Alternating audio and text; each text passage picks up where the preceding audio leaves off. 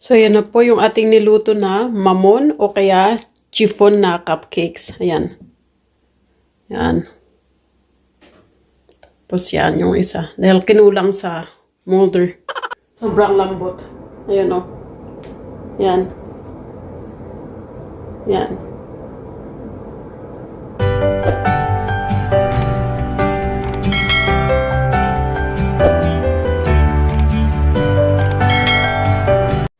Hi, good evening po ulit sa lahat. So, today tayo po ay magluto ng mamon na muffin. So, ito po yung mga ingredients.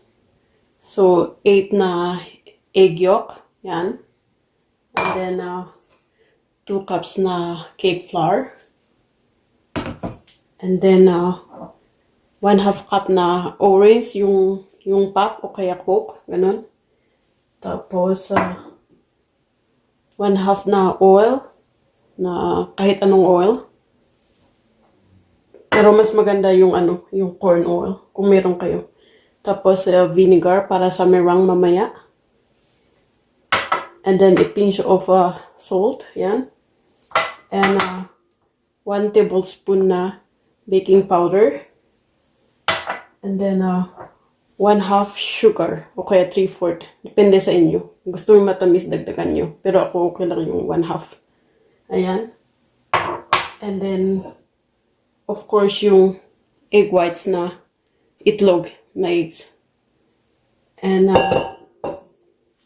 yung sa toppings mamaya, lagyan natin ng konting cheese. Yan, konting cheese. And then, konting butter sa toppings niya. And then, of course, itong molder. So, meron na akong nilagyan ng grease dito. Ayan. So, samahan nyo ulit ako at tayo umpisahan. Salamat. Okay, so isif natin yung ating flour. Ayan. Isif natin ng 3 or 4 times. Ayan.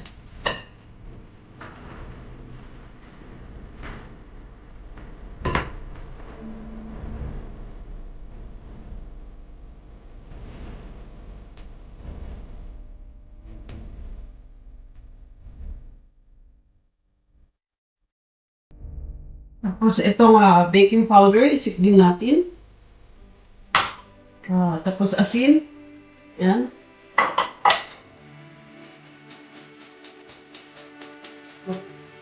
Tapos ulitin natin ng 3 beses o kaya 4 na beses. So, yan.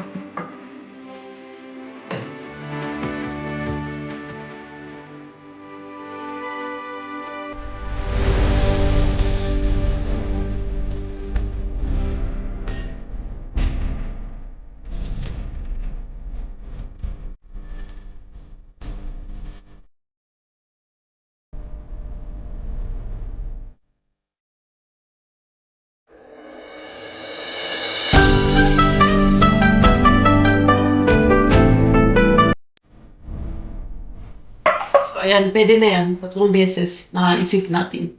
So, nasif na natin. So, ilagay na natin yung egg. Ayan.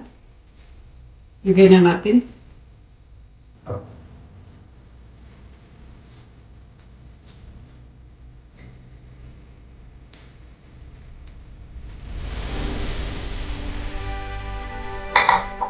And then, oil.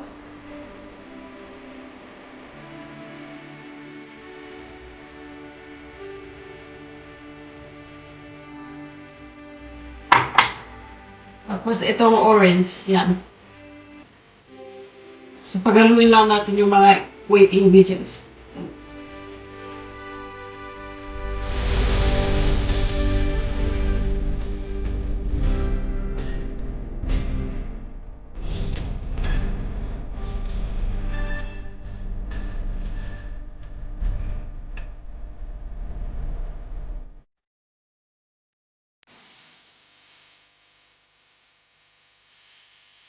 Yan, ihalo lang natin siya.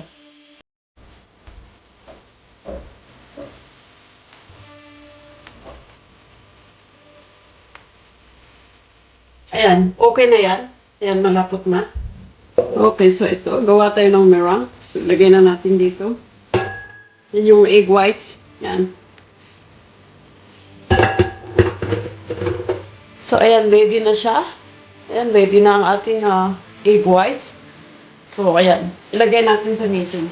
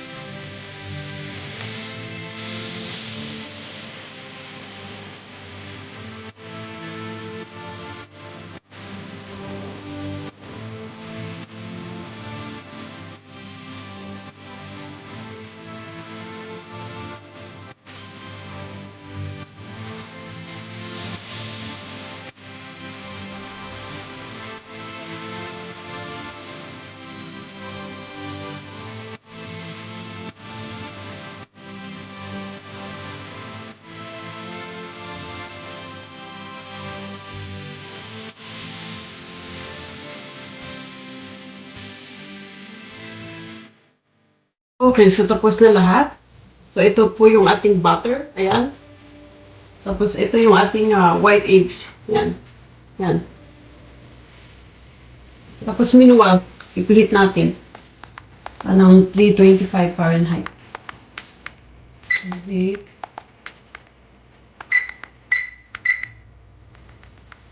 Ayan. Ipilit ko na. Ito. Ayan. Okay, so ito, ihalo ko lang ito dito sa may butter. Halo ko itong egg white.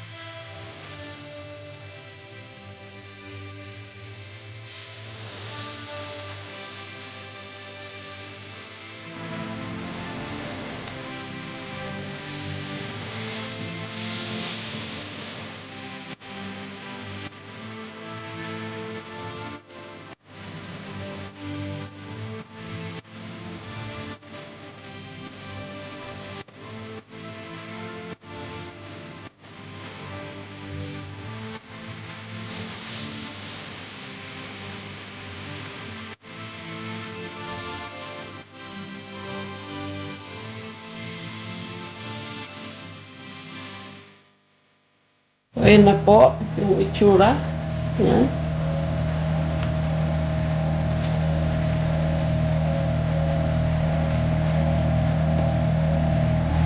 So, ayan. Okay na yan. Baka babagsak pa. Ayan. A few moments later. Okay, so ilagay na natin sa ating molder. So, ayan.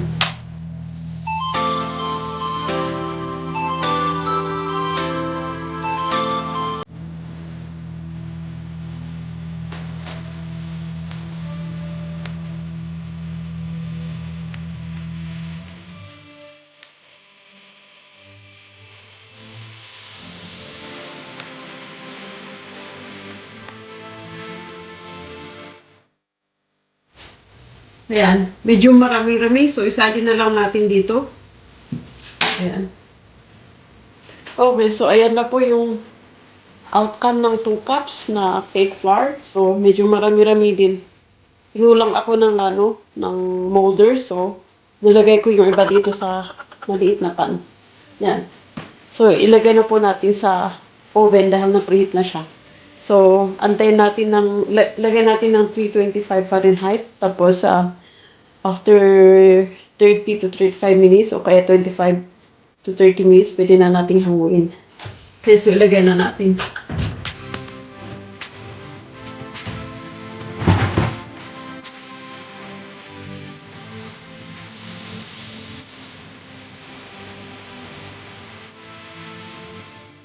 A few moments later. Ayan, i-check natin dahil mukhang luto na siya. Ayan. Ayan, muntik nang maluto, oh. Ayan, i-test ko siya. Ayan. So, luto na yung ating cupcake o kaya muffin. So, ating hanguin. Ayan. So, ayan na. Golden brown na siya. Ayan.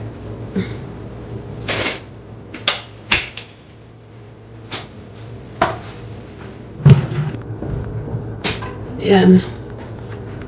So, ayan po. And then, ito na rin yung ating nilagay sa pan. Yan. Ayan, so after 30 minutes, ay ready na siya. So, ang gawin natin, ipa-cool down lang natin. Tapos, lagyan natin ng butter. So, ayan na po yung ating niluto na cupcakes. Ayan. Na chiffon cake. Ayan. So, ayan na po. Lumamig na siya. So, pwede nating tanggalin sa molder. So, ayan. Tanggalin na natin. Tapos, lagyan na natin ng kanyang toppings. Ayan, look at that. Soft. Soft siya, oh. Ayan. Lambot. Ayan. Super lambot.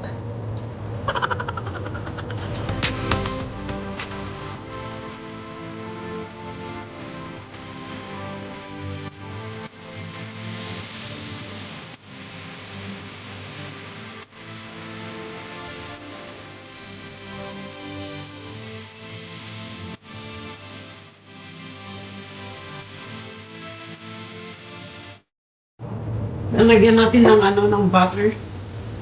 Ayan.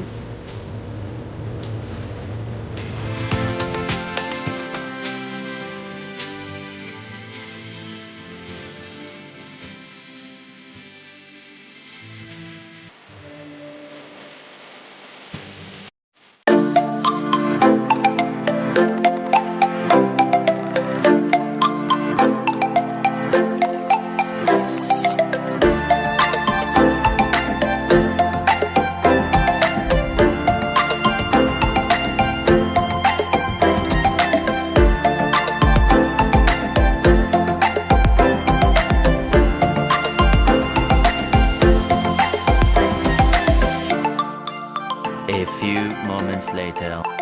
So, yan. Tapos ating tikman. Tikman natin siya. Fairness, malambot. Malambot siya. Nagbabounce. And may cheese na.